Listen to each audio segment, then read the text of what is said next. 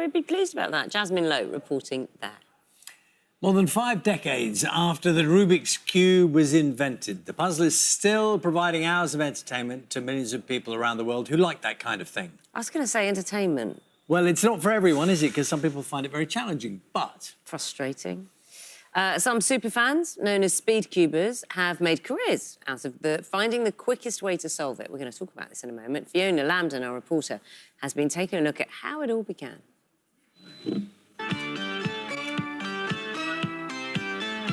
Simple in design, but famously difficult to master. It's been a week inside his house alone with Rubik's Cube. Invented in 1974 by the Hungarian professor Erno Rubik. It's a very basic form and a very basic problem. The cube was originally created to help his students understand three-dimensional thinking. Ironically, it took Rubik himself a month to solve it the very first time. Rubik soon realised he was onto something special, and on the 30th of January 1975, he patented what he called the magic cube. 5 years on, it was renamed the Rubik's Cube and soon became a global obsession. You Can Do the Cube has been bought by more than 1 million people. Among those caught up in cube mania was 13-year-old Patrick Bossert, who became a best-selling author with his book which helped millions navigate the 43 quintillion combinations. I thought it might just sell about 10,000 copies, but it's sold over 1 million, which came as a shock. One night I got a phone call and they said, "Congratulations, we've gone over the 1 million mark." But once people learned how to solve it, a new challenge emerged: speed. I can usually solve the cube in under 6 seconds.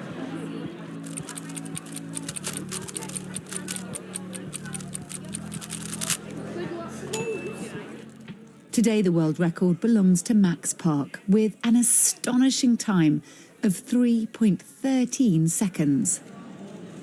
Yes!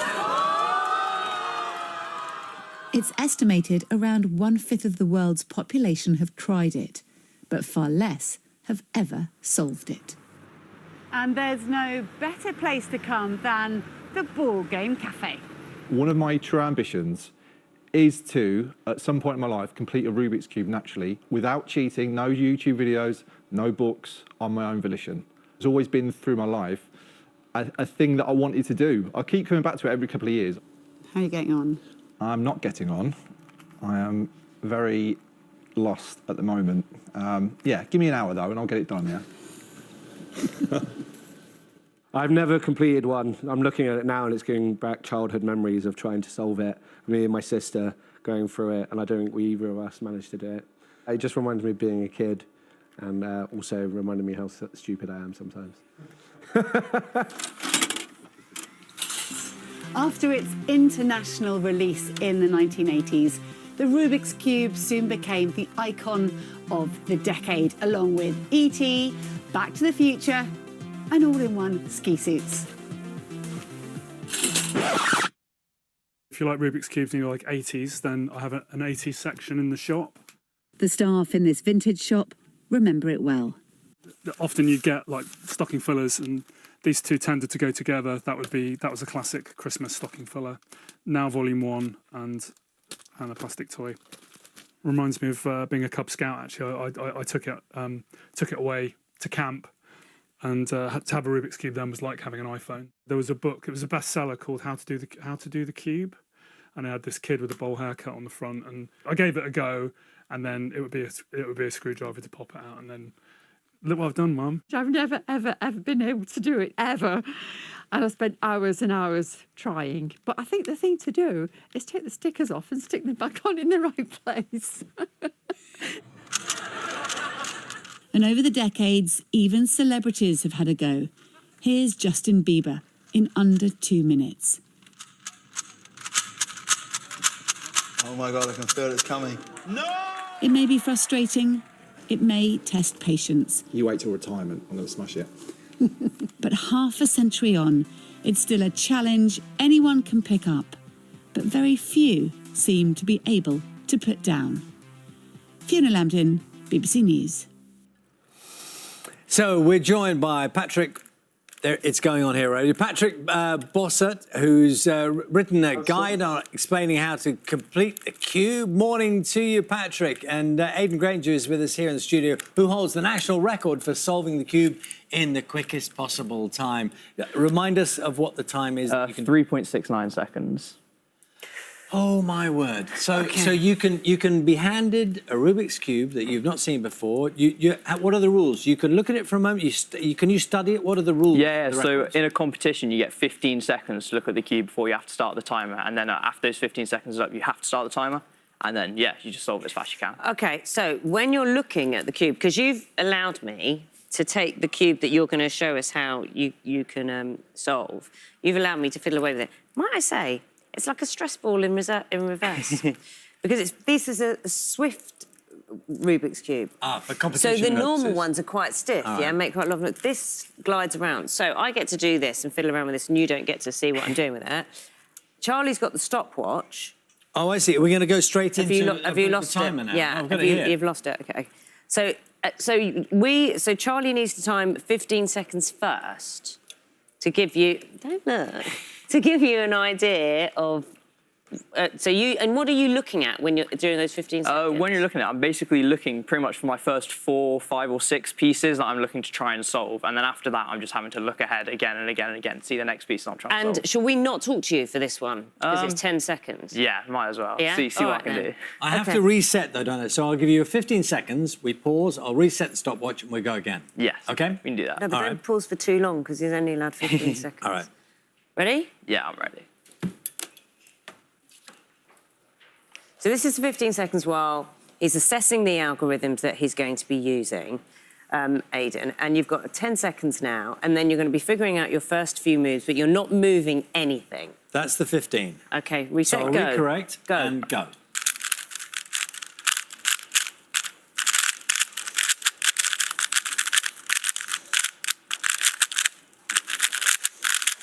Done. 10 seconds. That was all right. Not too bad. Under pressure, under the studio lights, with all of us watching, including Patrick, who is watching from a long way away. I mean, you probably, Patrick, having written about this, you've seen this many, many times. It is extraordinary to witness firsthand. It is. I'm so glad I wasn't in the hot seat this morning. Well done, Aidan.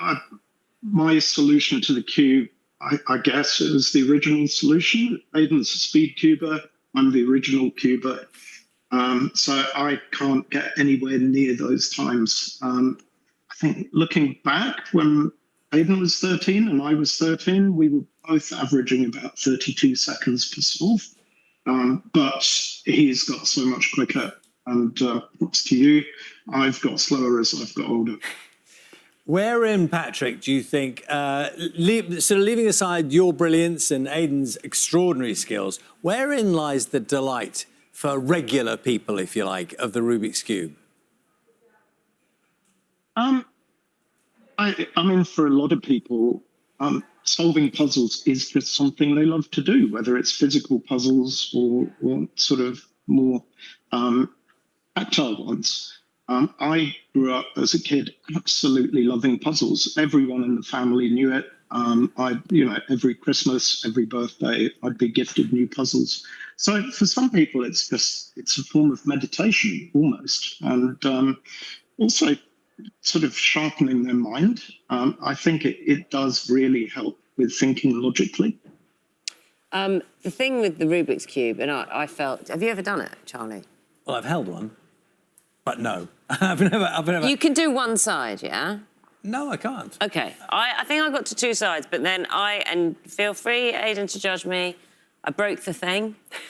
I took it apart, tried to put it back together in the way, and I have removed stickers from Rubik's Cubes, OK? Foolproof method. Foolproof method. They get harder.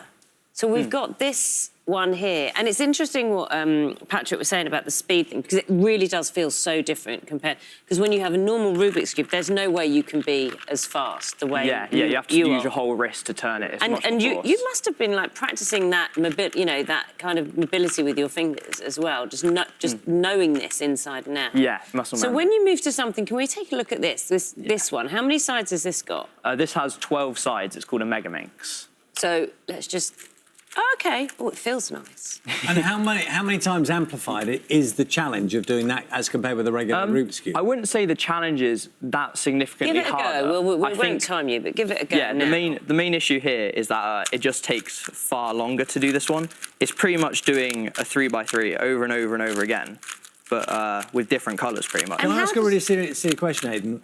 What is actually going on in your head? Yes, that's what I was saying. While you're looking and you're talking, but is it maths? What's going on in your head? It's pretty much just muscle memory. I see the colours and then I think, what algorithm do I have to do to solve these pieces in the way that I want to solve them?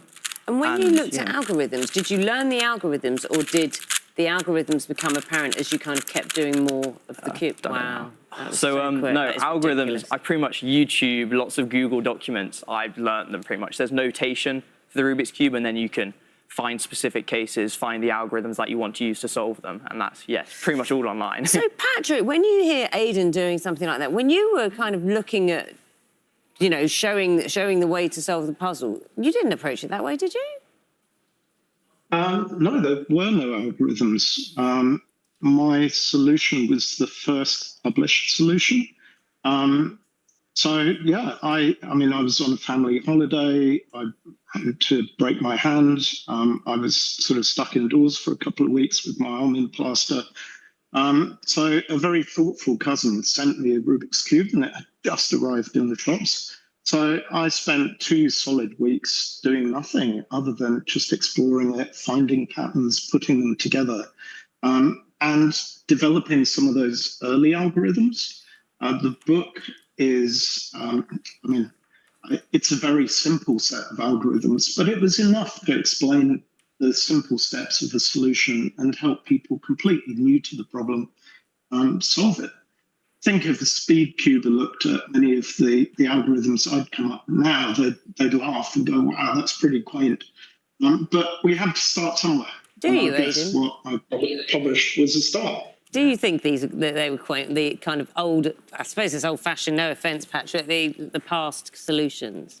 No, well, to be honest, I find it even more impressive because all I do is I go online, I find the algorithms, I just learn them. It's all in my memory, whereas I don't think I could ever come up with them from scratch. I think it's so extraordinary that people manage to do that because, like, nowadays, most of the algorithms, they're generated by, like, search engines. They look for them, that, like, it's computer done. So, like, humans doing it and making the first and finding the first solutions is just incredible to me. Aidan, given how good you are at Rubik's Cube, is it possible for you to give assistance, like a really basic starting point for someone who's never done one? How I look at...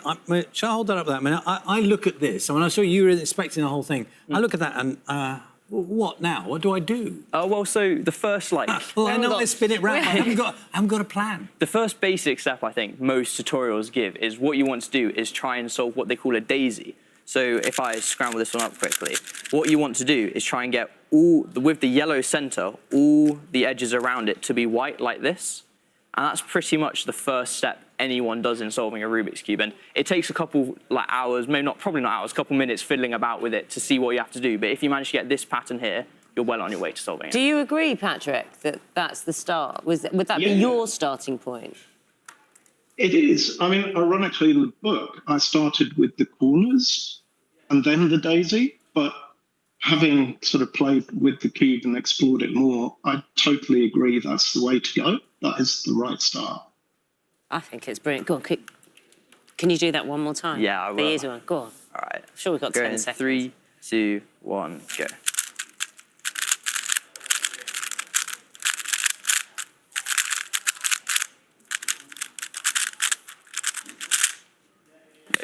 Do you find it calming, Aidan, while you're doing it? Yeah, definitely. Are you in a peaceful place? Yeah, it takes my mind off everything else in life. I can just focus on it, yeah. I think you're both incredibly clever people. Patrick, Bossert, I hope you enjoyed the admiration from Aidan as well for like human beings over computers every time. It's made my year. Thank you. Author and Rubik's Cube enthusiast. Thank you, Aidan Grainger, Rubik's Cube world record holder. Thank you. Thank you very much. We've got the headlines coming up in a few minutes' time.